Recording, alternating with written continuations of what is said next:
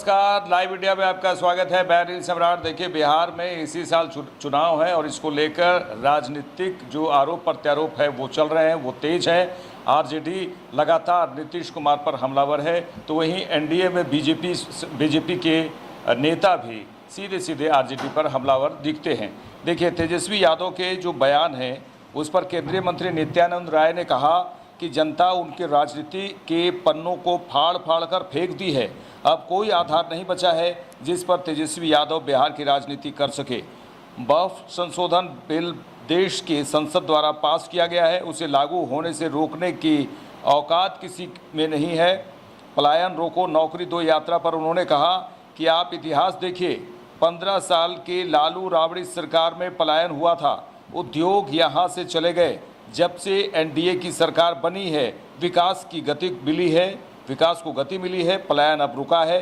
तेजस्वी यादव के माता पिता द्वारा बिहार की धरती पर जो करतूतें की गई थी उसका परिणाम पलायन था।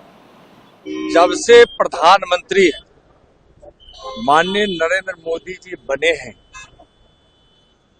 तब से देशद्रोहियों पर कड़ी नजर रखी गई है और माननीय प्रधानमंत्री आदरणीय नरेंद्र मोदी जी के नेतृत्व में और माननीय गृह मंत्री श्री अमित शाह जी के मार्गदर्शन में इस देश से आतंकवाद लगभग सफाया की ओर है। और जो भी देशद्रोही हैं, जो इस भारत में अस्थिरता पैदा करना चाहा है, इन 14 वर्षों में उन पर कड़ी कार्रवाई हुई है और कोई देशद्रोही अब बचने वाला नहीं। ममता बनर्जी ने कहा है कि बिल लागू नहीं होगा, बंगाल में लागू नहीं होगा।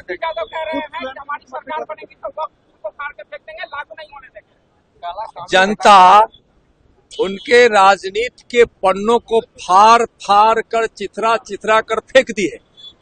अब कोई आधार नहीं बचा है तेजस्वी जी को जिस पर खड़ा होकर बिहार की राजनीति कर सके। उनका सुपना साफ होने वाला है। वक्फ बिल कानून यह देश के पार्लियामेंट द्वारा पास किया गया है। किसी की औकात नहीं है कि उसको लागू होने से रोक सके। बंगाल में हिंसा भी हुई है, बंगाल में सर जलाया गया है गाड़ियों को। हाँ बिल्कुल लेकर के। हाँ, देखिए, वैसे लोग जो वक्फ बिल में किए गए या लाए गए कानून को समझ नहीं पा रहे हैं और वैसे लोग जो भ्रम फैला रहे हैं, वैसे लोग के बहकावे में आकर लोग इस प्रकार का उपद्रव कर रहे हैं। वक्फ विधेयक जब पार्लियामेंट में आया था तो माननीय गृह मंत्री जी ने एक एक पहलुओं पर विस्तार पूर्वक देश को और माननीय सदन को बताया था। उसमें स्पष्ट रूप से यह है कि यह बिल किसी भी मुसलमान के खिलाफ नहीं है, गरीब मुसलमानों के हक के लिए है, उनके कल्याण के लिए है। जो पहले कुछ लोगों की संपत्ति बनकर रह गई थी, जिसका दुरुपयोग करके या अपने हित में करके वैसे मुट्ठी भर लोग जो वक्फ बोर्ड पर काबिज होकर इस प्रकार से लूट रहे थे, उसके खिलाफ का कानून है। यह गरीब मुसलमानों के हित का कानून है। इसलिए आज इस देश का कोई गरीब मुसलमान इसका विरोध नहीं कर रहा है। खुद के मुख्यमंत्री का चेहरा घोषित कर दिया है सर। खुद को ना जनता बनाती है ना मुख्यमंत्री। जनता जब नकार चुकी है तो मुख्यमंत्री कहां से बनेंगे। वह मुंगेरी लाल के हसीन से अपने बिहार में एक तो बड़ा अपने यहाँ प्रचलित कहावत है, वही उनके हसीन से अपने देख रहे कुछ होने वाला नहीं, उनका खटिया खड़ा हो गया। पलायन रोको नौकरी दो यात्रा में आज कन्हैया कुमार पटना में जो है यात्रा करेंगे। आप इतिहास उठाकर देखिए, 15 वर्षों के लालू राबड़ी जी की सरकार में पलायन हुआ था। गुंडा राज, जंगल राज स्थापित हुआ था। उद्योग धंधे भी यहां से चले गए और लोग अपने जान को बचाने के लिए यहां से पलायन कर गए। बेरोजगारी इतनी बढ़ गई थी कि रोजगार के लिए यहां से लोग पलायन कर गए। लेकिन अब जब से एनडीए की सरकार बनी है और जिस प्रकार से यहां विकास को गति मिली है और यहां अब रोजगार के अवसर प्राप्त हो रहे हैं, तो पलायन अब रुका है। लेकिन पहले से जो पलायन करने के दोषी लोग हैं, जो तेजस्वी जी आज कह रहे हैं, उनके माताजी और पिताजी के द्वारा 15 वर्षों में जो करतूतें इस बिहार की जमीन पर उतारी गई थी, उसका परिणाम पलायन था। पलायन रुका है। आगे बढ़ेंगे। वक्फ संशोधन कानून तो बन गया, लेकिन बिहार की बात करें तो आरजेडी के नेता आज भी इसका विरोध कर रहे हैं, लगातार कर रहे हैं। इसी को लेकर केंद्रीय मंत्री गिरिराज सिंह ने कहा कि संसद से जो कानून पास होता है वे पूरे देश में लागू होता है, संसद पूरे देश का है। तेजस्वी यादव गरीब पसमानदा मुसलमानों के खिलाफ हैं, वे नहीं चाहते हैं कि गरीब मुसलमानों और महिलाओं को हक मिले। तेजस्वी यादव गरीब पसमानदा मुसलमानों के विरोधी हैं। तेजस्वी जी की सरकार बनना है नहीं, और संसद से जो कानून पास होता है उसको पूरे देश में लागू होता है, और संसद पूरे देश का है। और ये गरीब पसमानदा मुसलमानों के खिलाफ हैं तेजस्वी यादव। वो नहीं चाहते हैं गरीब मुसलमानों को और महिलाओं को हक मिले। तेजस्वी यादव इसीलिए अनाप शनाप बोल रहे हैं। तेजस्वी यादव गरीब पसमानदा मुसलमानों के विरोधी हैं, और ये इसीलिए कानून बना है कि कानून में हक मिले गरीब मुसलमानों को, पसमानदा को, महिलाओं को, तेजस्वी यादव के ठेकेदारों को नहीं। राहुल गांधी को खुद ही नहीं पता है कि वो क्या बोलते हैं। वो राजा घर में पैदा लिए हैं, राजा की तरह जो मन में होता है वो बोलते हैं। जनगणना अब बिहार में है, बिहार में जनगणना हो गया, कई राज्य जनगणना करा लिया। भगवान महावीर की जयंती के अवसर पर देश भर में जैन धर्मावलंबियों में उत्साह देखने को मिला और महोत्सव देखा गया, महोत्सव मनाया गया। और इसी को लेकर नालंदा की बात करें तो भगवान महावीर की जयंती के अवसर पर कुंडलपुर, नालंदा में कुंडलपुर में 2 दिवसीय महोत्सव का भव्य आगाज हुआ। बिहार सरकार के पर्यटन विभाग और नालंदा जिला प्रशासन के संयुक्त तत्वाधान में आयोजित इस महोत्सव में देश भर से हजारों जैन श्रद्धालु शामिल हुए। पूरे मंदिर परिसर को आकर्षक रोशनी और रंग बिरंगे फूलों से सजाया गया। महोत्सव की शुरुआत पारंपरिक ध्वजारोहण के साथ हुई, जिसके बाद भव्य रथ यात्रा निकाली गई। इस रथ यात्रा में जैन समुदाय की महिलाएं ध्वज, चंवर और मंगल कलश लेकर चल रही थी, जबकि पुरुष केसरिया, धोती, दुपट्टा धारण कर यात्रा का हिस्सा बने। महोत्सव के दौरान नालंदा जिला प्रशासन द्वारा 14 विभागों के स्टॉल लगाए गए, जहां विभिन्न सरकारी योजनाओं की जानकारी दी गई। स्वामी जिनका जन्म 2624 वर्ष पूर्व कुंडलपुर की नगरी में हुआ, वही कुंडलपुर आज नालंदा जिले में स्थित है। और यहाँ पर चैत्र शुक्ला त्रयोदशी के दिन चूँकि भगवान का जन्म हुआ था, इसलिए आज उनका जन्म कल्याणक जन्म जयंती महोत्सव मनाने के लिए हमारे देश के अनेक भागों से भक्तगण पधारे हैं। और बिहार सरकार की ओर से आज कुंडलपुर महोत्सव भी मनाया जा रहा है। तो ये भगवान महावीर स्वामी की जन्म जयंती और कुंडलपुर महोत्सव दोनों इस नगरी के अंदर सभी जीवों के लिए सफलतापूर्वक उनके जीवन के अंदर अच्छाइयाँ लाए, यही हमारी मंगल भावना है। जी और जीने के लिए संदेश दिया गया। भगवान महावीर का जो संक्षेप में संदेश था, जियो और जीने दो, इसका मतलब है जिस प्रकार से हमारे प्राण प्यारे हैं, पशु पक्षियों के सभी के प्राण प्यारे हैं, इसलिए किसी को भी मारो मत, किसी को सताओ मत, किसी को परेशान मत करो। ये भगवान महावीर का संदेश। की बात करें तो भागलपुर में किस तरह गंगा नदी के पानी को इस तरह से उपयोग किया जा रहा है, किए जाने की कोशिश की जा रही है, जिससे किसान लाभान्वित हो सके। भागलपुर जिले के सुल्तानगंज से गंगा का पानी हलुमाना बांध में स्टोर कर सिंचाई के लिए किसानों के खेत तक सुरक्षित रखा जाएगा। कार्य योजना को लेकर जिलाधिकारी नवल किशोर चौधरी ने विभाग के अधिकारियों के साथ समीक्षा बैठक की। जिलाधिकारी नवल किशोर चौधरी ने अधिकारियों के साथ बातचीत की और किस तरह से पानी का, गंगा नदी के पानी का उपयोग किया जा सके, इसको लेकर चर्चा की गई। बताया गया कि गंगा जल को विभिन्न जलाशयों में स्टोर कर किसानों के लिए पानी उपलब्ध कराने की योजना है। ये भी बताया गया कि विभिन्न जलाशयों में गंगा का पानी स्टोर होगा, जिससे आसपास के किसानों के खेतों में सिंचाई के लिए पानी उपलब्ध होगा।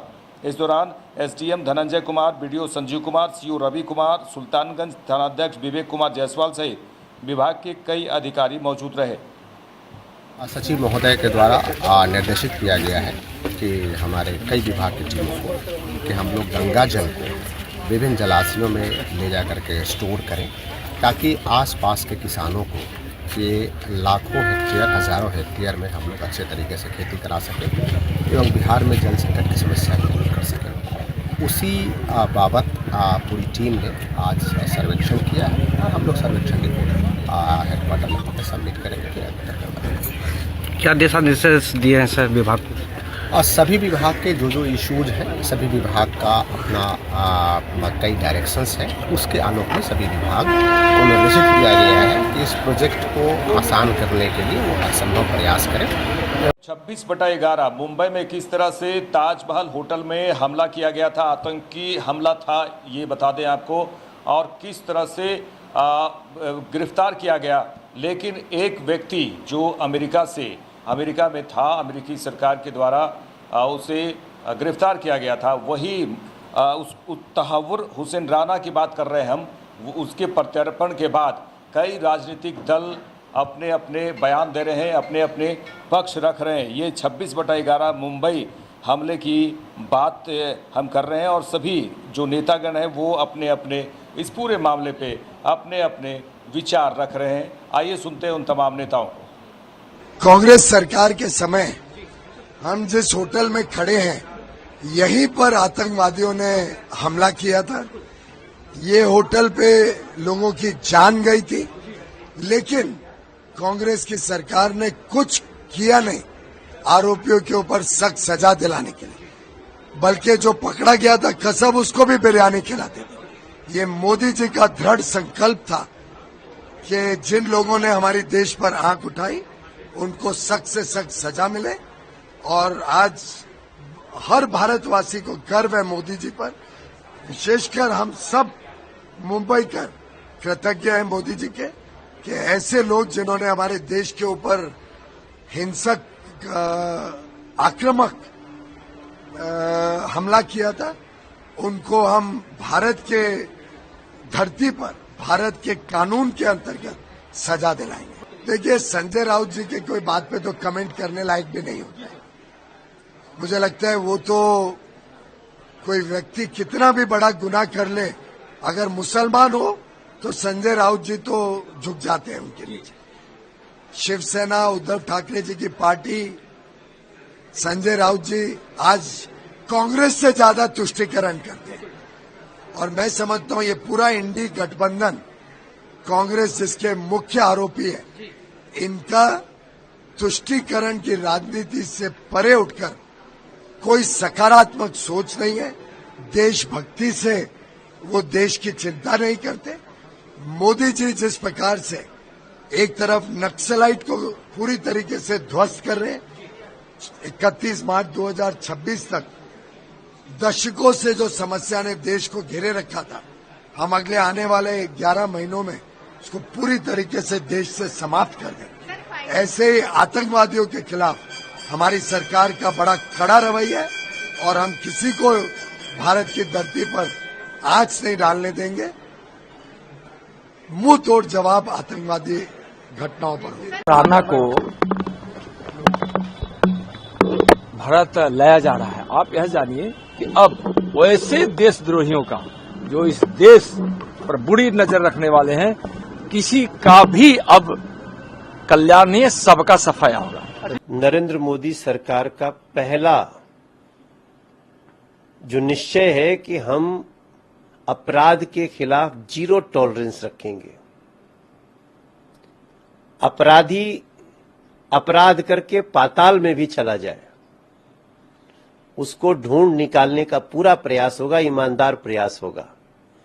मुंबई हमले का मास्टरमाइंड तहव्वुर राना, आप सोचिए मुंबई हमला में कितने लोग मारे गए निर्दोष, कितने अधिकारी, कितने कॉमन पीपुल, और जो उसका साजिश करने वाला था वो दूसरे देश में छुपा हुआ, उसके प्रत्यर्पण की लगातार कोशिश होती रही। तो 14 के पहले जो सरकार थी वो तो ऐसे लोगों को, मैं बहुत दुख के साथ कहना चाहूंगा कि वो ऐसे लोगों को बचाना चाहती थी। ये मोदी सरकार है। आज नरेंद्र मोदी जी, हमारे देश के यशस्वी प्रधानमंत्री जी के प्रयासों से तहव्वुर राना का प्रत्यर्पण हो रहा है और उसको अपने किए की सजा इसी देश की कोर्ट में तय होगी। मेरा मानना है कि लॉन्ग ओवरड्यू था, बेहद स्वागत योग्य चीज है, क्योंकि फिक्स तो करना होगा। ये देश भूला नहीं वो जो बर्बर हिंसा हमने देखी। तो मेरा तो सीधे तौर पे मानना है कि वेलकम स्टेप है। देर हुई, लेकिन अब जो इकोनॉमिक ऑफेंसेस के फ्यूजिटिव्स हैं उनकी बारी होनी चाहिए, उनमें भी कोई ढील नहीं होनी चाहिए और फौरी तौर पर होना चाहिए। सर, लेकिन गृह मंत्री, तहव्वुर राना का प्रत्यर्पण मोदी सरकार की एक बड़ी उपलब्धि है। अमित शाह जी तो ट्रम्पेट बजाने के माहिर हैं। ये लोग तो मैं तो ये भी तब कह सकता हूं ना कि मेहुल चोकसी का भाग जाना, नीरव मोदी का भाग जाना, विजय माल्या का भाग जाना, ये सबसे बड़ा फेलियर है। अगर सफलता की क्रेडिट चाहते हैं तो असफलता के लिए भी कहिए ना कि वी फेल्ड, ये होना चाहिए ना। फिर मैं मणिपुर पर क्यों ना आपसे पूछूं कि why did you fail there. बहुत सारे सवाल हैं। एक विशाल हृदय से चीजों को देखना चाहिए और ऐसे उपलब्धियां तो हम पूछ लेंगे कि वाराणसी में क्या हुआ अभी बीते दिनों। जो भी अपराधी इस दुनिया में कहीं भी छुपे हुए हैं जिन्होंने भारत के खिलाफ षड्यंत्र रचा है, वह सब हर हालत में सजा उनको मिलेगी। और तहव्वुर राणा को लाने का सबसे बड़ा उद्देश्य यह है कि जिन्होंने भी इस साजिश में अगर कोई भारतीय एंगल है तो वह भी पता चलेगा, और जो भी साजिश करता जिनको हम अंजाम तक नहीं पहुंचा सके हैं वो भी अब अपने अंजाम पर पहुंचेंगे। क्राइम डाटा दे रही है, कितना क्राइम हो रहा है। उनको ये भी डाटा देना चाहिए कि हमारे यहाँ अगर कोई क्राइम होता है तो निश्चित तौर पर अपराधी पकड़े जाते हैं, और अपना वो क्राइम डाटा दें कि जितने भी अपराधी होते थे वह उस समय लालू जी के घर पे बैठ के डिनर करते थे। विधायक के भांजे को गोली मार दी गई, बहुत दुखद बात है। लेकिन हमारा कोई भी आज के समय में बिहार में कोई दुर्घटना घटती है, अपराधी हर हालत में गिरफ्तार होता है और यही कानून है। तेजस्वी का कहना है कि बिहार को घुमाना है तो बीजेपी को वोट दो, अगर आपको लगता है महंगाई डाइन नहीं हो जाइए तो बीजेपी को वोट दो।